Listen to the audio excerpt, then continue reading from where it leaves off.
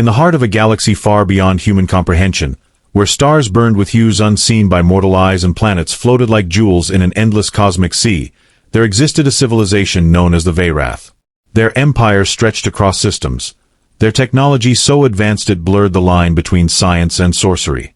Among them stood Princess Caith, a being of ethereal beauty whose skin shimmered faintly under any light, reminiscent of liquid starlight cascading over obsidian. Her people revered her not just for her lineage but also for her intellect. She was one of the brightest minds to ever grace their academies.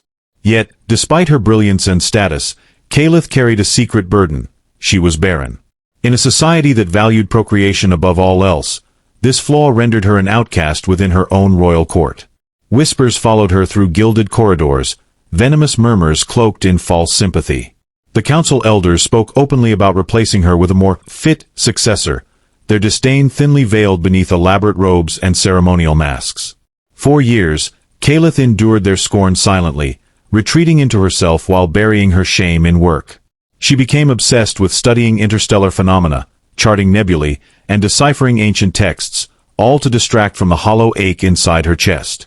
Meanwhile, on Earth, humanity had stumbled upon its first contact with extraterrestrial life. It wasn't the grandiose meeting of equals depicted in old science fiction films. Instead, it began as a series of cryptic signals intercepted by deep space telescopes. Over time, these evolved into complex communications, leading eventually to diplomatic exchanges. Humans were awestruck yet wary, their curiosity tempered by fear of what lay beyond their fragile blue planet. Among those tasked with fostering relations was Dr. Elias Caith, a linguist turned ambassador renowned for his ability to bridge cultural divides. He was pragmatic, resourceful, and unshakably optimistic, a trait that often grated against the skepticism of his peers. Elias's journey toward destiny began when he received an invitation from the Veyrathian embassy orbiting Saturn's moon Titan. They claimed they wished to share knowledge, though many suspected ulterior motives. Still, Elias accepted without hesitation, driven by both duty and fascination. What awaited him aboard their colossal vessel defied imagination. Sprawling gardens suspended mid-air, crystalline structures humming with energy, and beings who radiated power so palpable it made his skin prickle. But amid the splendor, something darker lurked, an undercurrent of mockery disguised as hospitality. It started during a banquet held in honor of Earth's delegation. The air shimmered with holographic displays of swirling galaxies, accompanied by music that resonated in frequencies humans could barely perceive. As Elias sipped a drink that tasted like liquid fire, he noticed subtle glances exchanged among the Veyrathian nobility, their elongated eyes gleaming with amusement. When the main course arrived, a dish resembling translucent petals arranged in fractal patterns, their leader rose to address the gathering. His voice boomed, rich with authority, yet laced with condescension. "To celebrate our newfound alliance," he declared, gesturing dramatically, "we offer you a gift most precious, one befitting your primitive ways." At his signal, 2 guards escorted a figure forward. Clad in flowing garments that shimmered like molten silver, she walked with regal poise, though her expression betrayed no emotion. It was only when she stopped beside Elias that recognition hit him like a thunderclap. This wasn't just any alien, it was her. The one whose name had been whispered reverently even in classified briefings back on Earth. Princess Caith. The room erupted in laughter, cruel and mocking. One elder leaned close to Elias, his breath carrying the scent of ozone. "Consider this an experiment," he sneered. "Perhaps your crude species can succeed where ours has failed." More laughter followed, echoing off the crystalline walls. Elias felt his face flush with anger, but before he could protest, Caith turned to him. Her gaze pierced through him, sharp and unreadable, as if she were assessing every fiber of his being. Then, without a word, she extended her hand. Elias hesitated, acutely aware of the weight of the moment. Accepting meant stepping into a trap crafted by xenophobic arrogance. Refusing would humiliate not only himself but also Earth's fragile position in this nascent alliance. Slowly, deliberately, he took her hand. The touch sent a jolt through him, not painful, but electric, as though connecting 2 disparate circuits. The room fell silent, save for the soft hum of ambient energy. Caith inclined her head slightly, acknowledging the gesture, then allowed the guards to lead her away. The banquet resumed, but the atmosphere had shifted, charged now with tension rather than mirth. Later that night, alone in his quarters, Elias replayed the scene in his mind. Questions swirled like storm clouds. Why had they given her to him? Was this truly some twisted experiment, or was there another motive at play? And what role did he have in whatever fate awaited them both? Sleep eluded him as he stared at the ceiling, the memory of Caith's gaze lingering long after the lights dimmed. Days passed in uneasy silence between Elias and Caith. She moved through the corridors of the embassy ship with quiet dignity, avoiding interaction whenever possible. Yet, Elias couldn't ignore the growing sense of connection, or perhaps obligation, that tethered him to her. During meals, which they shared awkwardly amidst the stares of Veyrathian officials, he attempted small talk, asking about her studies or the peculiar flora adorning the ship's gardens. Her responses were curt, measured, as if each word required careful deliberation before leaving her lips. One evening, unable to bear the suffocating formality any longer, Elias approached her in the observation deck, a vast chamber encased in transparent alloy that offered breathtaking views of Saturn's rings. Caith stood near the edge, gazing outward with an intensity that seemed almost reverent. For a moment, Elias simply watched her, struck anew by her otherworldly presence. Finally, he spoke. "Why do you let them treat you this way?" The question came out softer than he intended, almost lost in the gentle hum of the ship's systems. Caith didn't turn immediately, nor did she respond right away. When she finally did, her voice carried a brittle edge. "It is none of your concern," she said, still facing the void outside. "You are merely a pawn in their game, as I am." "But it doesn't have to be that way," Elias pressed, taking a cautious step closer. "If you want to leave, if you want to make your own choices, I'll help you." Caith finally turned to face him, her luminous eyes narrowing. "And why would you do such a thing? Out of pity? Or because you believe yourself noble enough to defy my people?" "Neither," Elias replied firmly. "Because I see strength in you, Caith. Strength they don't deserve to dismiss." Her expression softened ever so slightly, though whether from surprise or irritation, Elias couldn't tell. Before she could respond, the ship shuddered violently, throwing them both off balance. Alarms blared, piercing the serene atmosphere. Red lights flashed overhead as automated voices announced an unspecified threat. Chaos erupted as Veyrathian crew members scrambled to their stations, shouting orders in their melodic tongue. Elias grabbed Caith's arm instinctively, steadying her. "What's happening?" he demanded, raising his voice over the din. "I don't know," she admitted, her usual composure cracking. "But we should find shelter." Together, they navigated the suddenly chaotic halls, dodging panicked aliens and narrowly avoiding falling debris. The once pristine ship now felt like a labyrinth of danger, every corner hiding potential peril. As they reached what appeared to be a secure chamber, Caith paused, her hand hovering over the door controls. "Do you trust me?" she asked suddenly, her tone urgent. Elias met her gaze, unwavering. "Yes." With that, she activated the door, sealing them inside just as another tremor rocked the ship. Breathing heavily, they exchanged a glance filled with unspoken understanding. Whatever lay ahead, they would face it together. As the tremors subsided and the alarms faded into silence, Elias and Caith found themselves trapped in a confined space, illuminated only by the dim glow of emergency lighting. The air grew heavier with each passing second, charged not just with apprehension but also with an unspoken shift in their dynamic. Here, isolated from the chaos outside, they were forced to confront not only their immediate predicament but also the tangled web of emotions that had been simmering beneath the surface since their fateful encounter. Caith paced the narrow chamber, her movements fluid yet restless, as if trying to outrun thoughts too heavy to carry. Elias watched her, noting how the flickering light accentuated the contours of her face, making her appear both fragile and formidable. Finally, she stopped abruptly, turning to face him with an intensity that made his breath catch. "Why do you persist in seeing worth in me?" she demanded, her voice low but edged with frustration. "Do you think I need saving? Is that why you insist on involving yourself?" Elias straightened, meeting her challenge head-on. "No, I don't think you need saving," he replied evenly. "I think you're stronger than anyone gives you credit for, including yourself. And Maybe I'm tired of letting others dictate who we are or what we can become." For a moment, Caith looked as though she might argue further, but instead, she sank onto a bench bolted to the wall, her shoulders slumping slightly. "Strength means little when it cannot change what is broken," she murmured, almost to herself. "My inability to bear children has stripped me of everything. My standing, my purpose, my identity.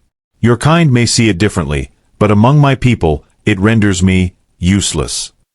Elias knelt before her, his expression earnest. "Then prove them wrong. Not for them, for you. You're more than what they've decided you are. If you want to reclaim your agency, start here. Start now." Her eyes met his, searching for sincerity, and finding it. A flicker of something akin to hope lit within her gaze, tentative yet undeniable. Before either could speak further, the chamber door slid open with a pneumatic hiss, revealing a contingent of Veyrathian guards. Their leader stepped forward, his demeanor cold and authoritative. "The disturbance has been contained," he announced brusquely. "Return to your quarters, Princess. There is much to discuss regarding your future." Caith rose slowly, her posture rigid. Without sparing the guard a glance, she addressed Elias in a tone devoid of hesitation. "Come with me." The request startled him, but he nodded, following her out of the chamber. As they walked side by side through the now stabilized corridors, Elias sensed a subtle transformation in Caith. Where before there had been resignation, there was now resolve, a quiet determination that radiated from her like heat from a flame. For the first time, he glimpsed the possibility of defiance in her, a spark capable of igniting change. When they reached her quarters, Caith dismissed the guards with a curt wave of her hand, sealing the door behind them. Turning to Elias, she spoke with a clarity that left no room for doubt. "If I am to forge my own path, I will require allies. Will you stand with me?" Without hesitation, Elias gave his answer. "Always." Unbeknownst to them, their actions had already begun rippling outward, drawing the attention of forces far greater than either could imagine. Back on Earth, whispers of unrest spread through shadowy councils, fueled by rumors of the Veyrathians' experiment, and its implications for humanity's place in the galactic hierarchy. Meanwhile, factions within the Veyrathian Empire seethed with discontent, viewing Caith's budding autonomy as a threat to their carefully maintained order. Little did anyone realize, however, that the seeds of rebellion had already taken root, not in grand declarations or violent uprisings, but in the quiet moments shared between two unlikely companions bound together by circumstance and choice. In the weeks that followed, Caith began to embrace her newfound resolve with a fervor that surprised even herself. She spent hours poring over ancient Veyrathian texts, seeking knowledge long buried beneath layers of dogma and tradition. These writings spoke of forgotten rituals, ceremonies, and technologies that challenged the rigid hierarchies governing her people. Among these discoveries was a cryptic reference to a device known as the Cradle of Eternity, a relic rumored to grant its bearer control over life itself.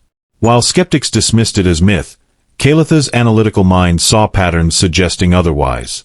If such a device existed, it could redefine not only her fate but also the very foundations of Veyrathian society. Elias, meanwhile, leveraged his position as an ambassador to gather intelligence on Earth's response to recent events. He learned that factions within the United Nations had begun advocating for increased independence from alien influence, citing Caith's situation as evidence of humanity's potential to shape interstellar relations on its own terms. Some argued that supporting Caith's autonomy could serve as a symbolic gesture, demonstrating Earth's commitment to equality among species. Others warned of retaliation from the Veyrathians, urging caution. Caught between these opposing viewpoints, Elias worked tirelessly to build alliances, knowing that any misstep could jeopardize both Caith's cause and Earth's fragile foothold in the cosmos. Their efforts did not go unnoticed. Shadows stirred in the periphery of their lives, watching and waiting. On the Veyrathian homeworld, whispers of sedition reached the ears of High Chancellor Veyrath, a towering figure whose very presence commanded obedience. Known for his ruthless efficiency, Veyrath viewed dissent as a contagion to be eradicated swiftly. When reports surfaced of Caith's growing defiance, and her unlikely partnership with a human, he summoned his advisors to strategize a response. "This cannot stand," he declared, his voice cutting through the opulent chamber like a blade. "The princess must be brought to heel, and the human neutralized.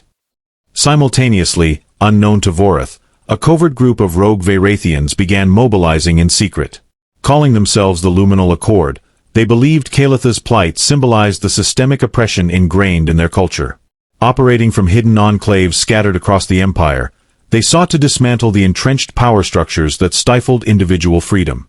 Though initially skeptical of allying with humans, the Accord recognized the strategic value of Elias's involvement.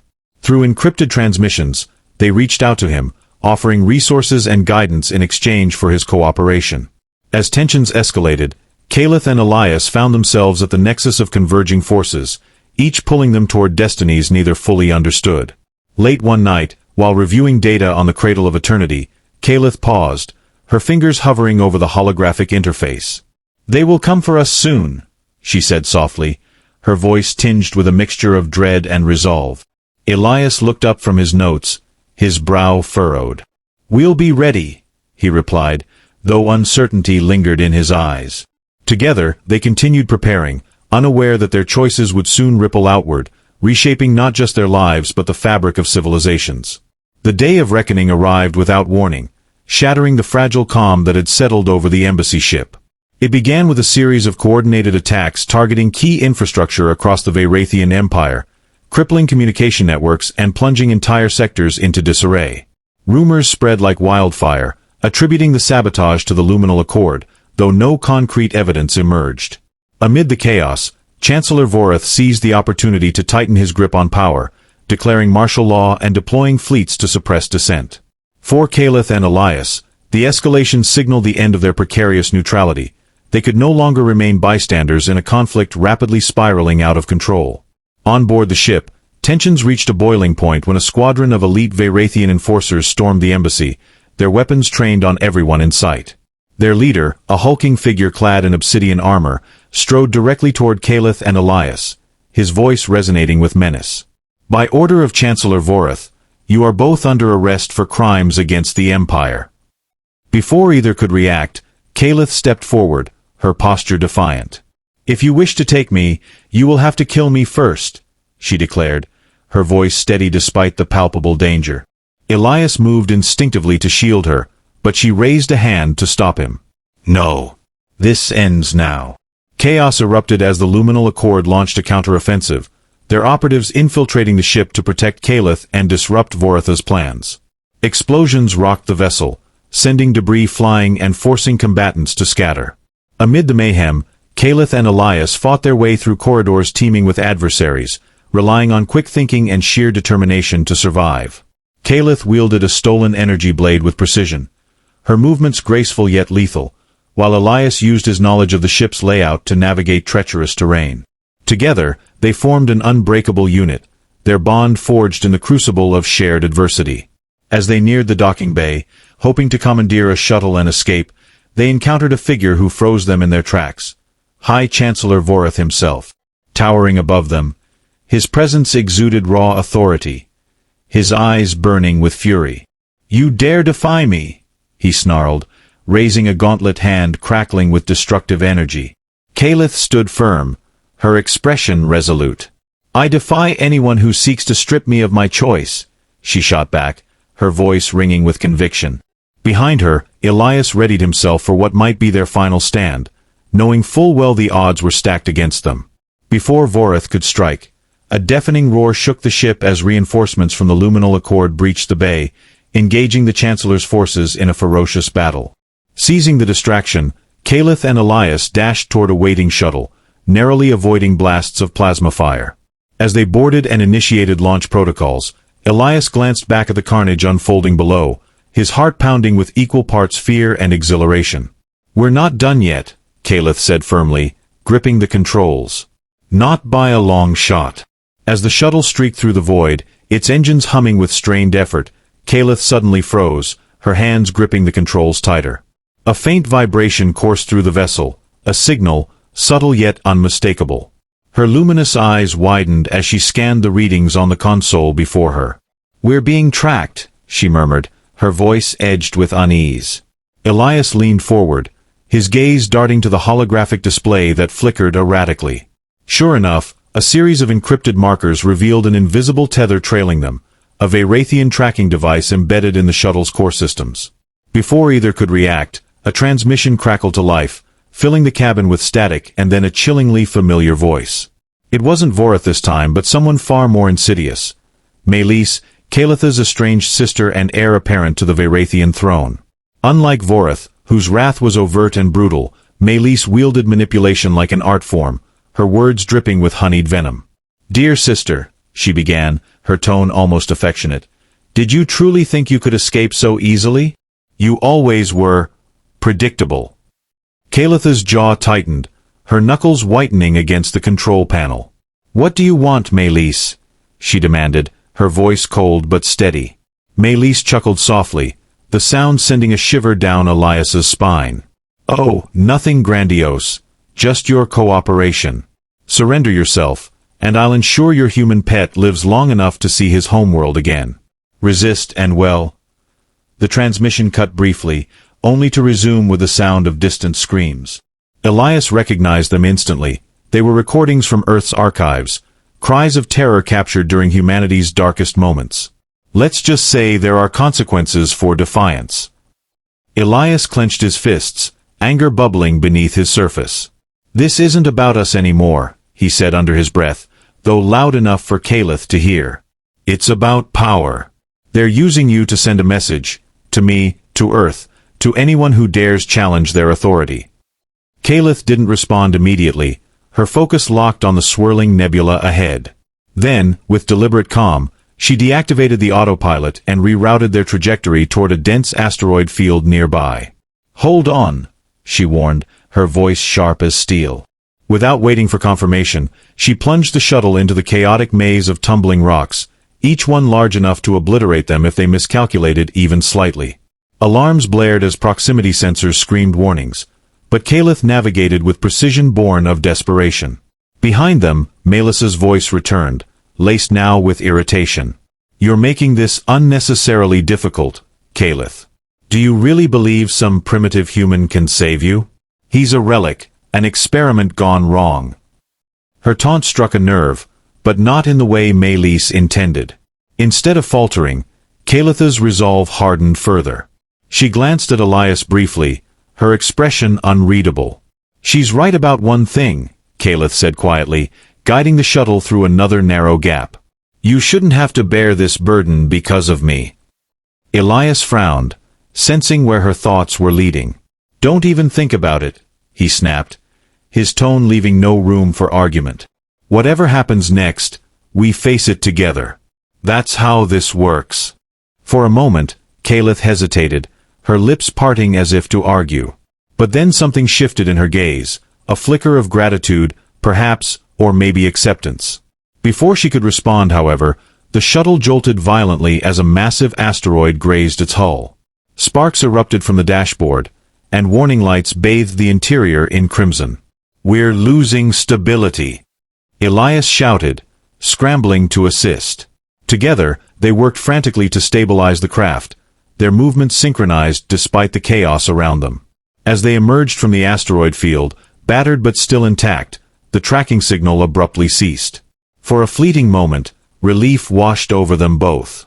But the reprieve was short-lived. Ahead loomed a colossal structure unlike anything they'd seen before, a sprawling lattice of shimmering metal and pulsating energy fields suspended within the gravity well of a dying star. At its center floated what appeared to be the cradle of eternity, the mythical artifact Caith had been researching. Its presence radiated an aura of ancient power, drawing them inexorably closer despite every instinct screaming to turn back. "What is that?" Elias asked, his voice barely above a whisper. Caith stared at the construct, her expression a mixture of awe and trepidation. "The cradle," she replied, her voice trembling slightly. "But it shouldn't exist. It's supposed to be a legend." As they approached, the shuttle systems began to malfunction unpredictably, as if the artifact itself resisted their intrusion. Panels sparked, lights flickered, and the hum of the engines grew erratic. Yet Caith refused to retreat, her determination unwavering. "If Melis wants to control my fate, she'll have to take it from me here," she declared, steering the shuttle directly toward the heart of the anomaly. Just as they prepared to dock, The ship lurched violently once more, this time not from external forces but from within. A hidden compartment near the rear of the shuttle slid open, revealing a stasis pod containing a small, humanoid figure encased in translucent gel. The creature inside bore features eerily similar to Caith's, though smaller and more delicate, its eyes closed as if in deep slumber. Elias stumbled backward, his mind struggling to comprehend what he was seeing. "What is that?" he stammered. Caith's reaction was immediate and devastating. She collapsed to her knees, tears streaming down her face as she reached out to touch the pod. "No," she whispered, shaking her head. "No, this can't be real." The truth hit Elias like a thunderclap. "That's a child," he said, his voice hollow. "Your child." Caith nodded slowly, her body trembling. "They lied," she choked out. "All this time, they told me I was barren, but they took her. They hid her from me." The revelation shattered everything they thought they knew. The Veyrathians hadn't merely cast Caith aside, they had stolen her future, manipulating her identity to maintain their grip on power. And now, standing at the precipice of destiny, she faced a choice that would alter not only her life but the fate of countless others. With the cradle of eternity looming before them, its promise of ultimate control over life hanging heavy in the air, Caith rose to her feet, her sorrow transforming into something fiercer. "If they think they can use her against me," she vowed, her voice steady once more, "they've made their final mistake." Elias placed a hand on her shoulder, offering silent support. Whatever lay ahead, they would face it, not as tools of fate, but as architects of their own path.